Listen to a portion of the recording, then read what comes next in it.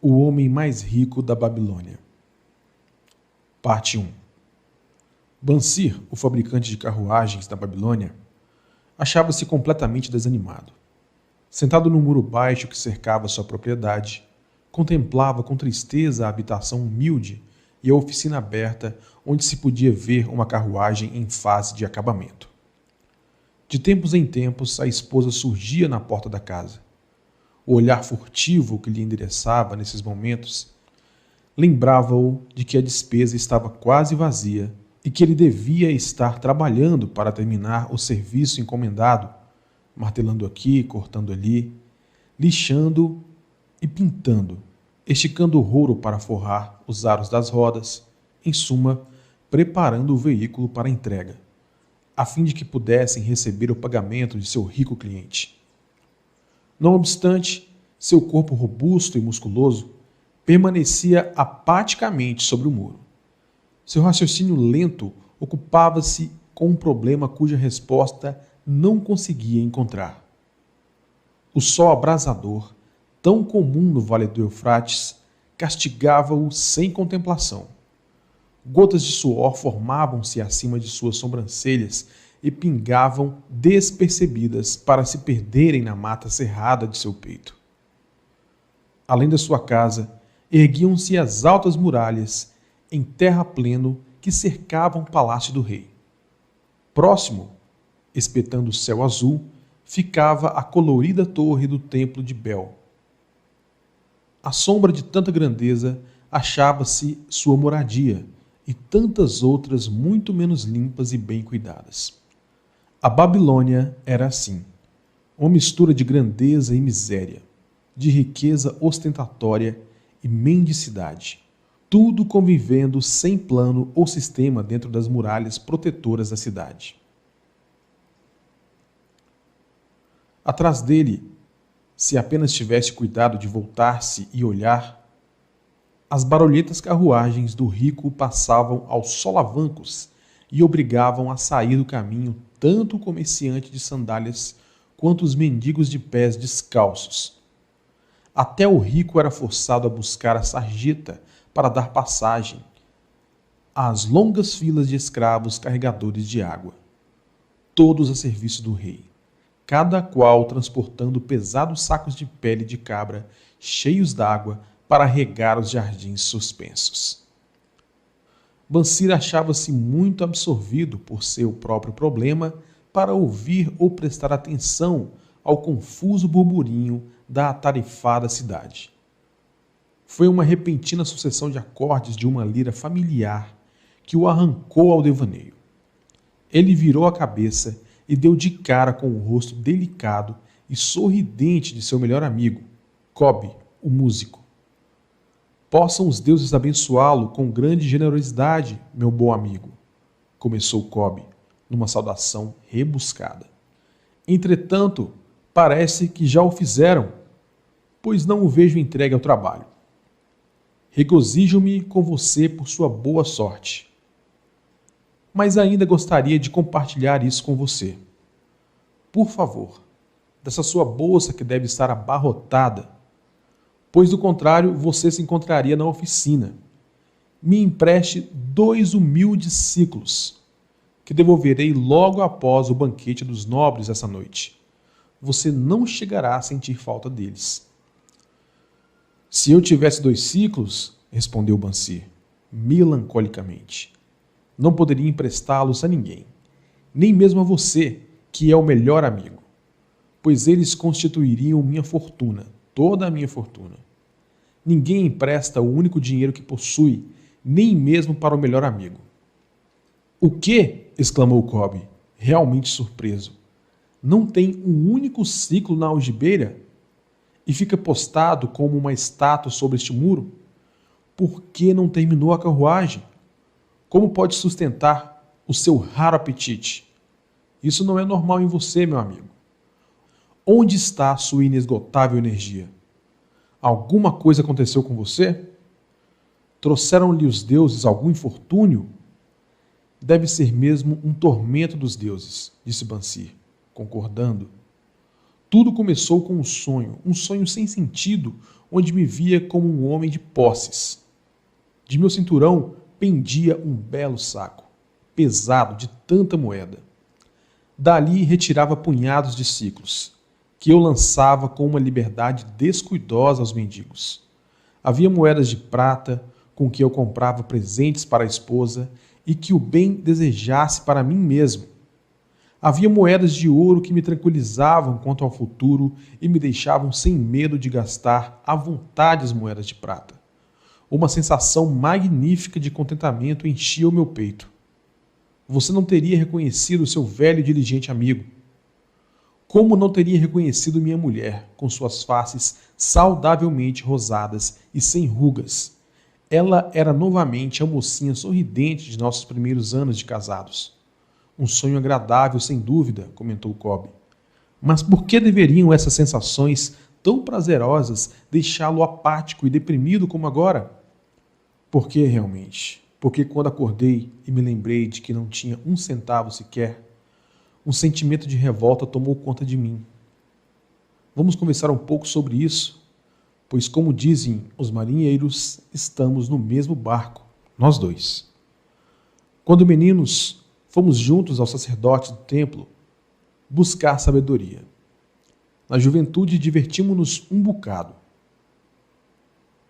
Como homens feitos, mantivemos-nos amigos íntimos. Temos sido de algum modo súditos conformados. Temos nos contentado em trabalhar longas horas e gastar nossos ganhos livremente. Conseguimos muito dinheiro nos últimos anos, mas só em sonho poderíamos conhecer as alegrias decorrentes da riqueza. Ora, não passamos de 2 ovelhinhas pacatas. Vivemos na mais rica cidade do mundo. Os viajantes costumam dizer que nenhuma outra se iguala a ela em prosperidade. Tanta ostentação de riqueza nas nossas barbas, mas nós mesmos ficamos a ver navios.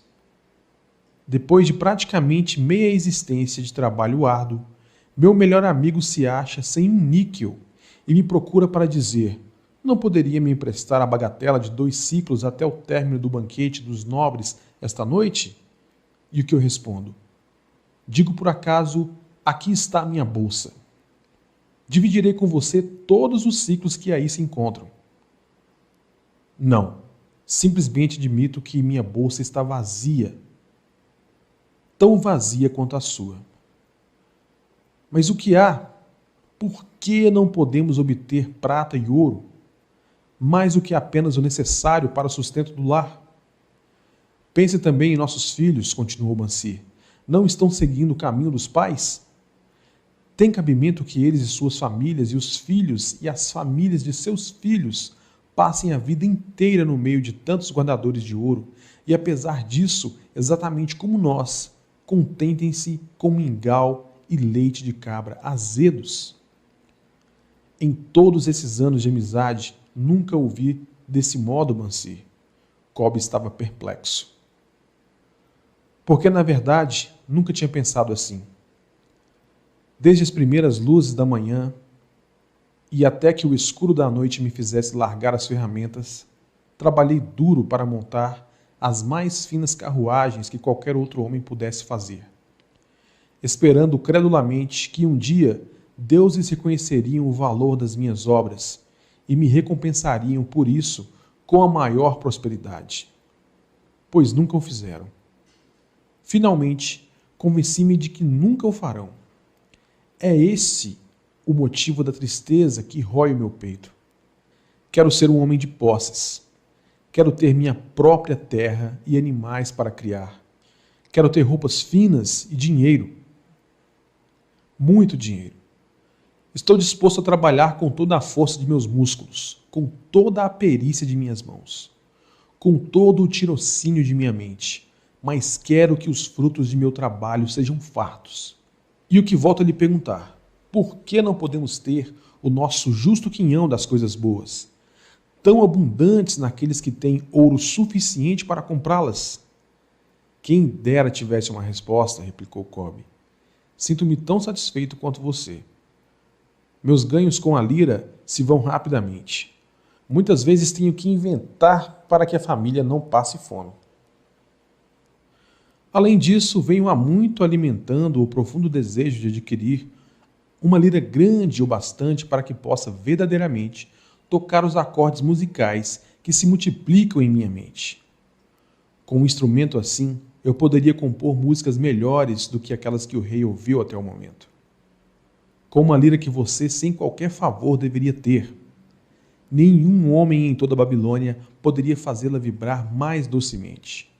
A tal ponto que não apenas o rei, mas os próprios deuses ficariam deliciados. Como, porém, conseguir tal coisa se nós dois somos tão pobres quanto os escravos do rei? Ouça o sino, aí vem eles. Ele apontou na direção da longa coluna de semidespidos e suarentos carregadores de água que subiam penosamente a rua, vindo do rio. Arrastavam-se em alas de 5, cada qual vergado sob um pesado odre de pele de cabra. Um belo tipo de homem aquele que os está conduzindo, como indicou o tocador de sino, que ia na frente, sem carregar nada. Um homem importante em seu próprio país, como se pode ver. Há muitos bons tipos ali, acrescentou Bansir, concordando com um amigo. Homens tão bons quanto nós. Homens altos e loiros do norte, os risonhos negros do sul, os morenos dos países mais próximos, todos marchando juntos do rio até os jardins, um após o outro, dia após dia, ano após ano.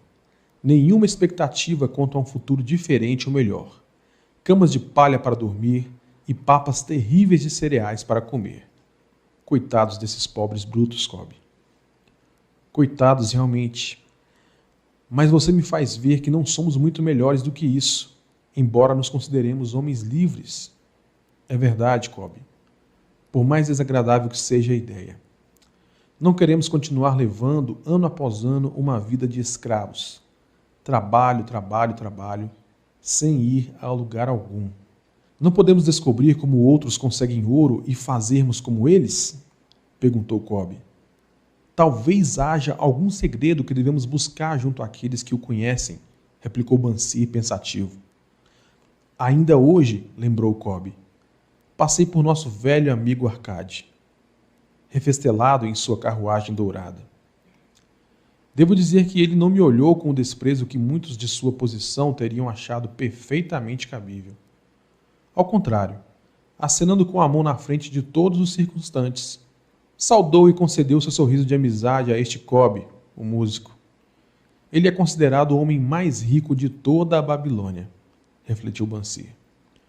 Tão rico que o próprio rei, segundo se diz, busca sua valiosa ajuda para os negócios do tesouro, replicou Cobb. Tão rico, acrescentou Bansir, que se o encontrasse casualmente numa noite escura, seria capaz de enfiar minha mão em sua gorda algibeira. Tolice, reprovou Cobb. A riqueza de um homem não se acha na bolsa que ele carrega. Uma bolsa gorda fica logo vazia se não houver um constante fluxo de ouro. Arcade tem rendimentos que conservam suas reservas sempre altas, por maior que seja a liberdade com que gasta dinheiro. Rendimentos. Essa é a questão, exclamou Bansir. Quero ter uma renda fluindo continuamente para minha bolsa. Esteja eu sentado sobre o muro ou viajando em terras distantes. Arcade deve saber como um homem pode criar uma renda para si mesmo. Supõe que se trate de alguma coisa que ele poderia deixar claro para uma mente tão lenta como a minha? Parece-me que ele transmitiu seus conhecimentos ao filho, Nomazir, respondeu Cobb. Este não foi para Nínive e, como se comenta na estalagem, não se tornou, sem a ajuda do pai, um dos homens mais ricos dessa cidade? Cobb, você acaba de me propiciar um raro pensamento. Um brilho novo surgiu nos olhos de Bansir. Não custa nada buscar conselho junto a um bom amigo.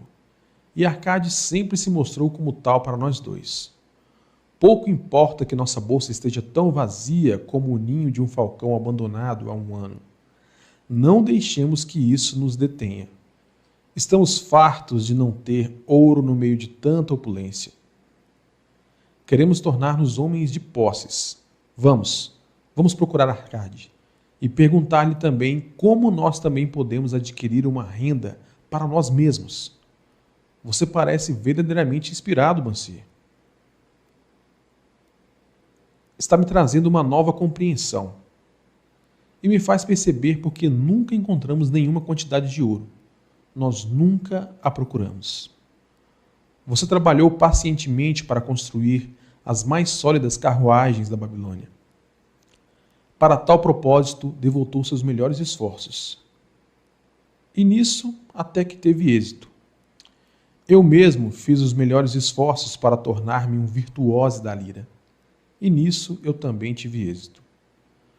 Nas coisas em que aplicamos nossos melhores esforços, tivemos êxitos. Os deuses parecem satisfeitos com que continuemos assim. Agora, finalmente, vemos uma luz, brilhante como os raios do sol nascente. Ela nos indica que devemos aprender mais para prosperar mais. Com um novo entendimento, acharemos caminhos dignos para cumprir nossos desejos. Vamos hoje mesmo à procura de Arcade, insistiu Bansir. Busquemos igualmente outros amigos de infância que não tiveram maior sucesso que nós mesmos, para que compartilhem conosco as mesmas lições. Está sempre pensando nos outros, Bansir. É por isso que tem tantos amigos. Será como você diz, pois vamos hoje mesmo e os levemos conosco. Era uma vez na antiga Babilônia um homem muito rico chamado Arcade, conhecido em toda parte devido a uma imensa riqueza. Tornara-se igualmente famoso pela liberdade. Mostrava-se generoso com os mais necessitados e com a família, sendo um homem pródigo em suas próprias despesas. Entretanto, a cada dia sua riqueza crescia mais rapidamente do que podia gastá-la. E houve alguns amigos da juventude que vieram até ele, dizendo-lhe: Você, Arcade, é mais venturoso do que nós. Você se tornou o homem mais rico de toda a Babilônia, enquanto nós lutamos para sobreviver. Pode usar as mais finas roupas e degustar as mais requintadas iguarias, enquanto nós devemos nos dar por satisfeitos se apenas propiciarmos à família uma indumentária decente ou a alimentamos da melhor maneira possível. Contudo, alguma vez somos iguais. Tivemos o mesmo professor, participamos das mesmas brincadeiras, e nem nos estudos nem nas brincadeiras você sobressaiu mais do que nós. E nos anos que se seguiram, você foi um cidadão tão honrado quanto nós. Tampouco trabalhou mais duro ou mais assiduamente.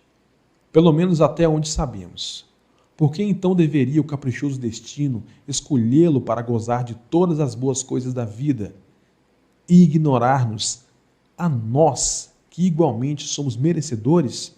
Após o que Arcade protestou com eles, dizendo por sua vez: Se vocês não adquiriram mais do que uma pobre existência desde os tempos em que éramos jovens, isso se deve a que não conseguiram aprender ou não observaram as leis que governam a acumulação da riqueza. O voluntarioso destino é um Deus cheio de malícia que não assegura um bem duradouro para ninguém. Ao contrário, ele traz ruína para quase todo homem sobre quem faz chover ouro não conquistado.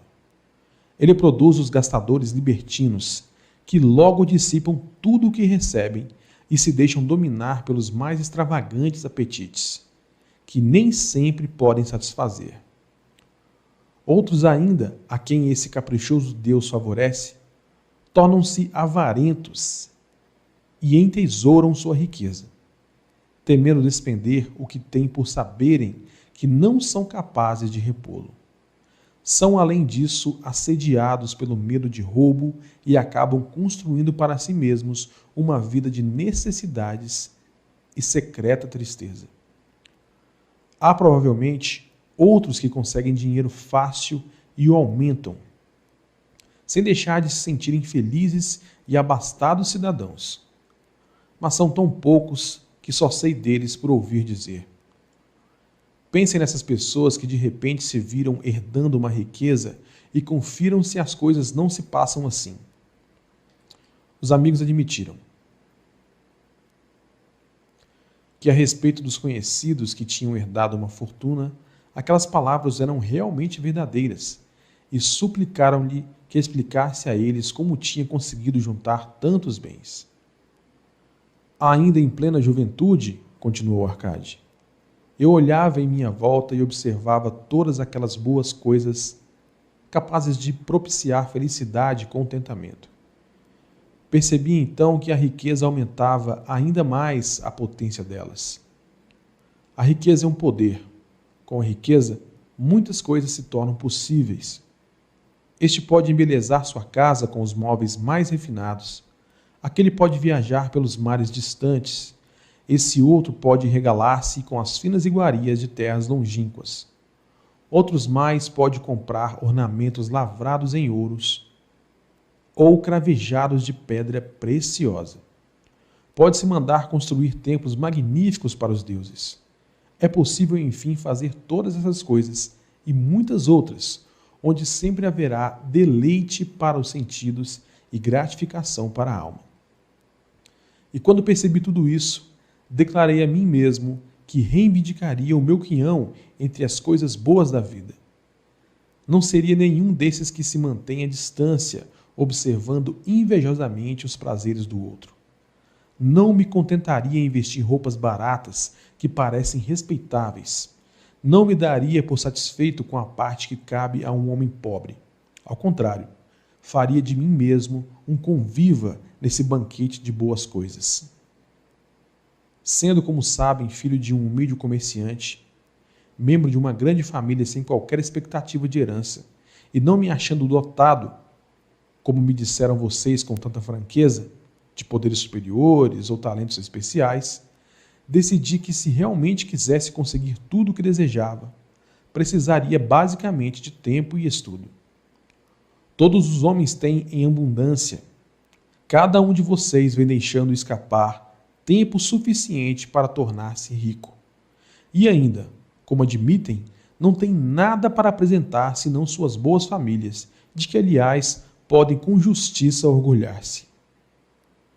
Quanto ao estudo, nosso sábio professor não nos ensinou que o aprendizado consistia em dois tipos? O primeiro cuidando das coisas que aprendíamos e sabíamos, e o outro baseando-se na prática que nos ajuda a encontrar aquilo que não conhecemos? Assim resolvi-me a investigar como alguém consegue acumular riqueza e, quando descobrisse, tornar tal coisa minha própria tarefa e realizá-la bem. Pois não é justo que devamos gozar enquanto permanecemos sob a brilhante luz do sol, compensando os sofrimentos que teremos de enfrentar quando partirmos para a escuridão do mundo do espírito? Empreguei-me como escriba na sala de registros e todos os dias trabalhei horas sem conta sobre as tabuinhas de argila. Semana após semana, mês após mês. Dei um duro danado sem que meus vencimentos dessem mostras de crescer. Comida, roupa, os compromissos para com os deuses, além de outras coisas de que já não consigo lembrar-me. Consumiam tudo o que eu ganhava. Mas minha determinação continuou de pé. E um dia, Algamish, o homem que empresta dinheiro, veio até a administração da cidade e solicitou uma cópia da nona lei, dizendo-me: preciso disso em 2 dias. Se me entregar as cópias no prazo, pode contar com 2 moedas de cobre pelo serviço.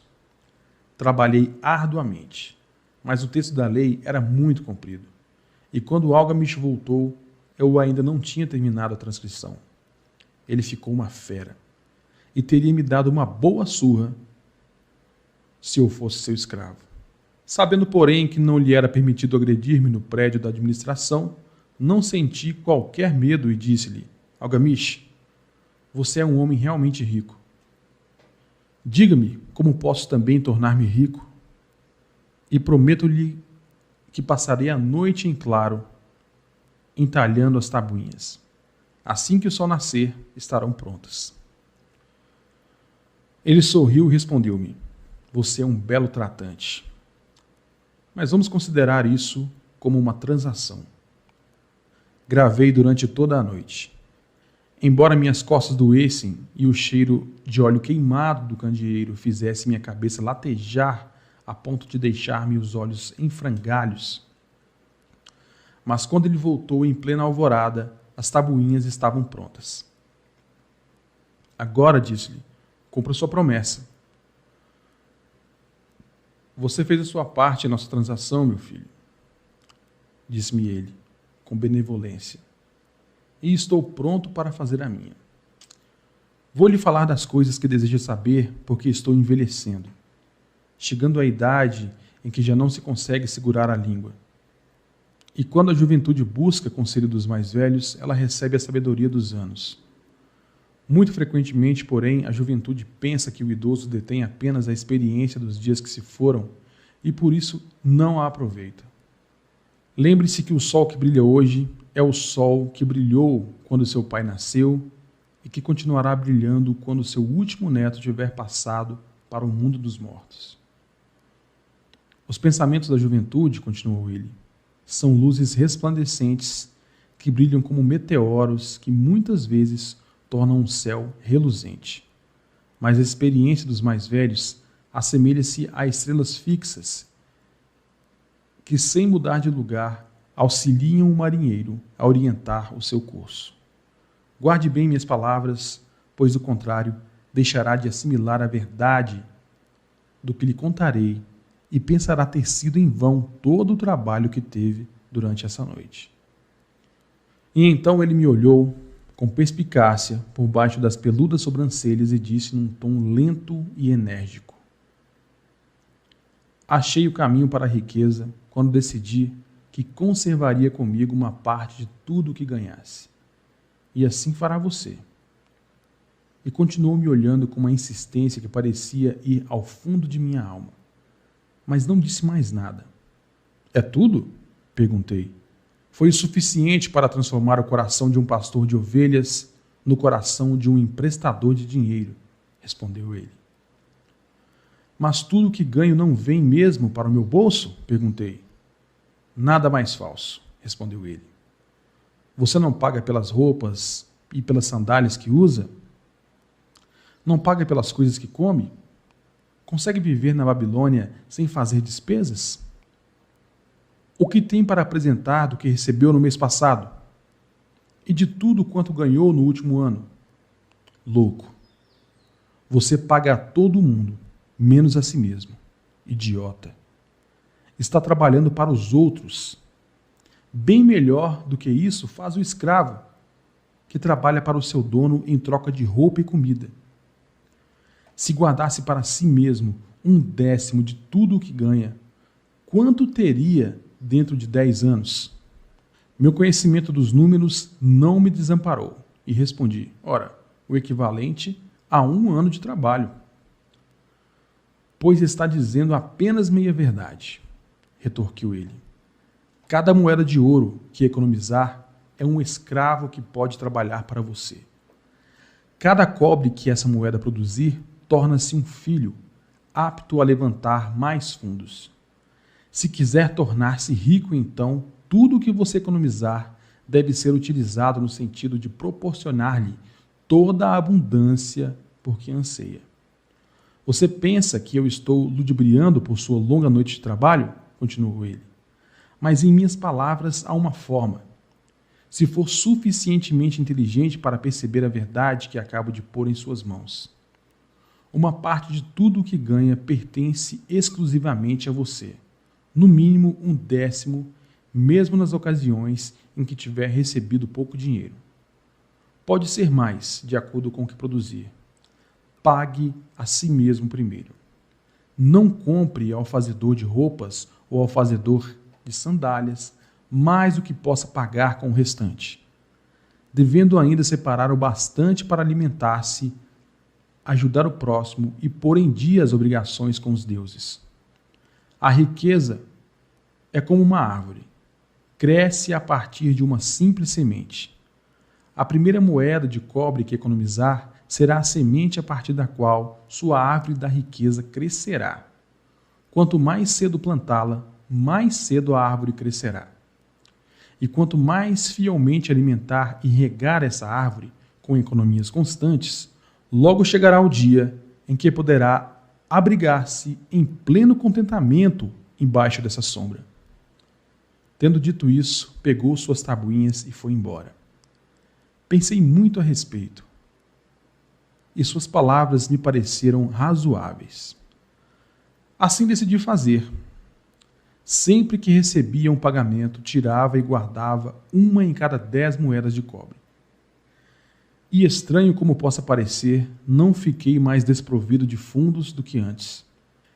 Percebi pequena diferença quando comecei a me arranjar sem isso, mas frequentemente me via tentado, à medida que minha reserva crescia, a utilizá-la para adquirir as boas coisas que os mercadores ofereciam, objetos trazidos por camelôs e navios da terra dos fenícios.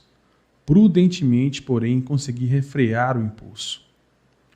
12 meses se tinham passado quando o algamicho voltou a me procurar, dizendo-me: "E então, meu filho, pagou a si mesmo não menos que 1/10 sobre tudo que ganhou no ano passado?" Respondi todo orgulhoso: "Sem dúvida, mestre. Foi exatamente o que fiz." "Ótimo", comentou, abrindo um largo sorriso para mim. "E o que fez com essa reserva?" Entreguei a Asmur, o oleiro, que me disse estar viajando pelos mares distantes e que em Tiro compraria, para mim, joias valiosíssimas, só encontradas na Fenícia. Quando voltar, poderemos vendê-las a preços bem mais altos e dividiremos os lucros. "Bem, os loucos precisam mesmo aprender", rosnou ele. "Mas por que confiar nos conhecimentos de um oleiro sobre joias?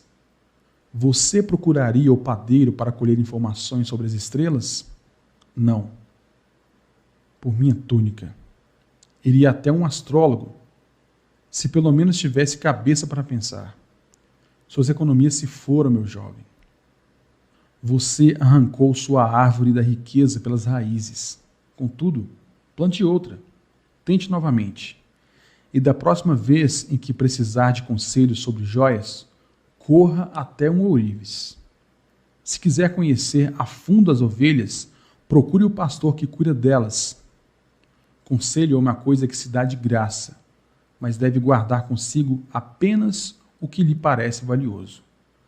Aquele que aceita conselhos sobre suas economias junto a pessoas inexperientes em tais matérias, pagará com essas mesmas economias para provar a falsidade da opinião de outros."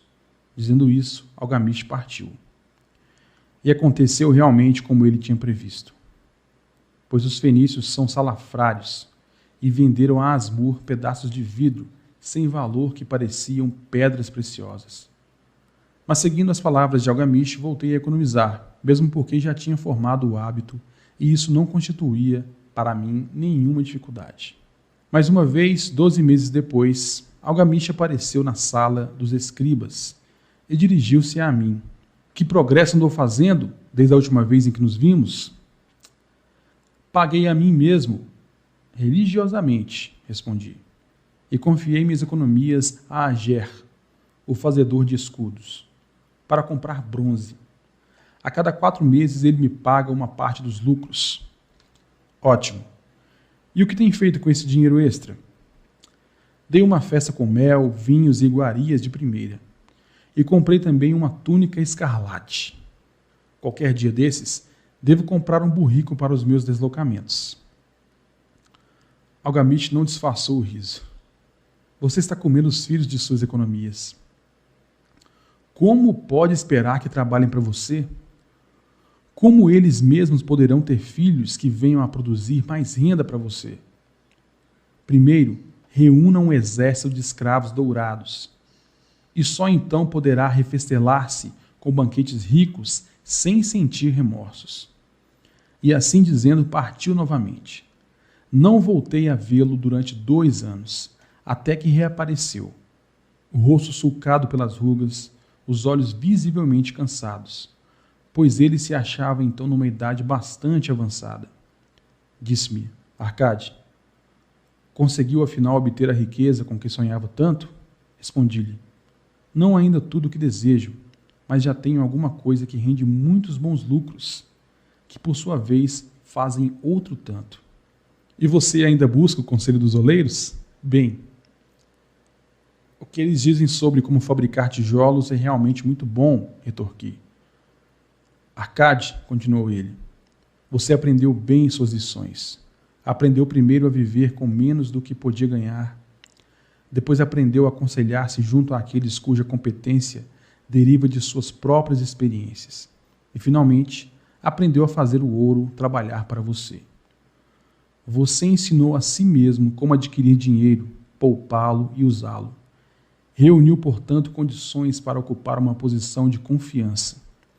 Estou me tornando muito velho. Meus filhos só pensam em gastar e não dão a menor importância aos ganhos. Meus negócios são grandes e até grandes demais para que eu possa cuidar de tudo. Se você concordar em ir para Nippur, a fim de tomar conta das terras que possuo na região, torná-lo-ei meu sócio, e você participará de meu testamento. Assim fui para Nippur e comecei a administrar suas propriedades, que eram imensas. E como estivesse cheio de ambição e dominasse as 3 leis que nos ensinam a lidar de maneira exitosa com a riqueza, tive condições de aumentar ainda mais o valor de seus bens. Prosperei muito, e quando o espírito de Algamish partiu para a esfera da escuridão, vi-me como beneficiário legalmente reconhecido de sua herança. Assim falou Arcade, e quando terminou sua narrativa, um dos amigos ali reunidos disse: você inclusive deu a sorte de que Algamish o tivesse nomeado um de seus herdeiros. Minha sorte limita-se ao fato de que desejava prosperar antes de tê-lo encontrado pela primeira vez. Não tive que provar durante 4 anos minha determinação de propósito, reservando para mim mesmo 1/10 de tudo o que oferia? Você chamaria de sortudo o pescador que, tendo passado anos estudando os hábitos dos peixes, por uma simples mudança do vento soubesse onde jogar sua rede? A oportunidade é uma deusa desdenhosa, que não perde tempo com os que não estão preparados. Você teve uma tremenda força de vontade em continuar poupando depois de ter perdido as economias do primeiro ano. Nisso, foi extraordinário, disse um outro. Força de vontade, retorquiu Arcade. Bobagem. Você acredita que a força de vontade seja capaz de dar a um homem energia suficiente para erguer um peso que o camelo não pode carregar ou puxar uma carroça que os próprios bois não conseguem levantar adiante? A força de vontade não passa de um propósito inflexível para dar conta de uma tarefa a que você mesmo se obrigou. Se eu determinar para mim mesmo uma tarefa, por mais boba que seja, terei de levá-la a cabo. Como poderia de outro modo ter confiança em mim para fazer coisas importantes? Se me dissesse, durante 100 dias, quando eu cruzar a ponte na cidade, apanharei uma pedra do chão e jogarei dentro do rio, eu o faria. Se no 7º dia passasse por lá, sem me lembrar da resolução tomada, não diria, amanhã jogarei 2 pedras em vez de uma. Ao contrário, voltaria e atiraria a pedra ao rio. Tampouco seria capaz de me dizer lá pelo 20º dia, Arcade, isso não tem utilidade alguma. Que proveito tem para você atirar uma pedra ao rio todos os dias? Arremesse logo um bom número delas e acabe com isso. Não. Também não conseguiria pensar desse modo. Quando me decido por uma tarefa, vou até o fim. Consequentemente, tomo muito cuidado para não começar tarefas difíceis e impraticáveis, porque tenho meu conforto íntimo em alta conta. Se o que diz é verdadeiro, aparteou um terceiro interlocutor, e parece, como afirmou, sendo tão simples, se todos os homens o fizessem, não haveria bastante riqueza para todos. A riqueza cresce onde quer que os homens empreguem energia, replicou Arcade. Se o homem rico constrói um novo palácio para si, o ouro despendido vai embora? Não. O oleiro, o operário e o arquiteto participam desse ouro. E quem quer que trabalhe na obra, participa dele também. Mesmo depois de construído, o palácio não vale tudo quanto custou? E o terreno sobre o qual se ergue não passa a valer mais pelo próprio fato de abrigá-lo? E os terrenos circunvizinhos não se tornam igualmente valorizados? A riqueza cresce através de meios mágicos. Ninguém pode estabelecer um limite para isso. Não construíram os fenícios grandes cidades em costas inóspitas com a riqueza proveniente de seus navios mercantes? O que poderia nos aconselhar para que também nós nos tornemos ricos? Perguntou um outro dos amigos. Os anos passaram, não somos mais jovens e não guardamos nada. Aconselho-os a fazer uso da sabedoria de Algamish e dizer a si mesmos: uma parte de tudo que eu ganhar pertence a mim. Digam isso pela manhã, assim que acordarem, à tarde e à noite e em todas as horas do dia. Digam isso a si mesmos, até que as palavras se transformem em letras de fogo gravadas no céu. Impregnem-se com a ideia. Ocupem toda a alma com esse pensamento e assimilem tudo o que lhes pareça sábio. Separem não menos de 1/10 e economizem. Façam todas as despesas necessárias, mas poupem primeiro essa pequena cota. Cedo vão experimentar a deliciosa sensação de um tesouro cuja posse cada um de vocês tem legitimamente condições de reivindicar. Quanto mais ele crescer, mais se verão estimulados. Vibrarão com uma nova alegria de viver. Encararão a possibilidade de maiores esforços para ganharem mais, pois não estarão reservando sobre os lucros maiores a mesma porcentagem? Aprendam, portanto, a fazer com que seu tesouro trabalhe para vocês. Tornem-no seu escravo. Façam seus filhos e os filhos de seus filhos trabalharem para vocês. Assegurem uma renda para o futuro. Olhem para os mais idosos e não esqueçam que dia virá em que também vocês estarão velhos. Por isso, invistam seu tesouro com toda a cautela do mundo. Taxas usurárias de retorno são sereias enganosas, que cantam naturalmente para lançar o incauto contra as rochas do desperdício e do remorso. Providencie para que sua família não deseje que os deuses os chamem para o reino deles. E sempre que possível, garantir tal proteção com pequenos pagamentos a intervalos regulares. Por isso, o homem proveniente não perde tempo esperando que apareça uma grande soma a fim de utilizá-la em tão prudente propósito.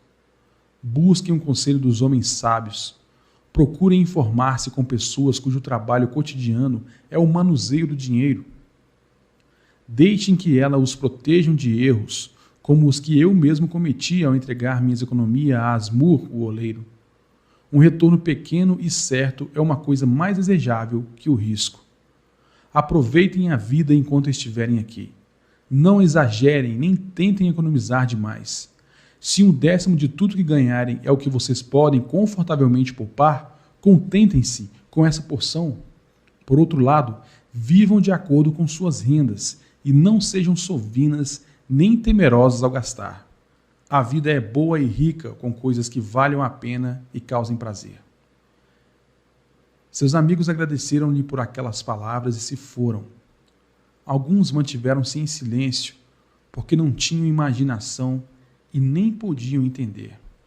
Outros mostraram-se sarcásticos, porque pensavam que um homem tão rico deveria compartilhar sua fortuna com velhos amigos menos afortunados.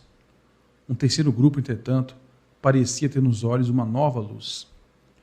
Perceberam que Algamish tinha voltado regularmente à sala dos escribas, porque estava observando um homem que, por seus próprios esforços, saía da escuridão para a luz. Quando esse homem achou a luz, um lugar esperava por ele. Ninguém podia ocupar esse lugar sem que, pelos próprios esforços, chegasse à compreensão, ou seja, até que estivesse pronto para a oportunidade.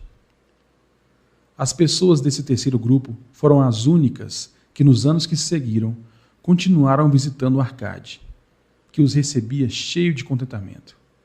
Reunia-se com eles e transmitia-lhes de bom grado sua sabedoria, como gostam sempre de fazer os homens de grande experiência, e assistia-os quanto a investirem suas economias naquilo que trouxesse lucros com segurança. evitando que apostassem em coisas que não rendessem dividendos. O momento decisivo na vida desses homens ocorreu quando compreenderam a verdade que tinha passado de Algamish para Arcade e de Arcade para eles. Uma parte de todos os seus ganhos pertence exclusivamente a você.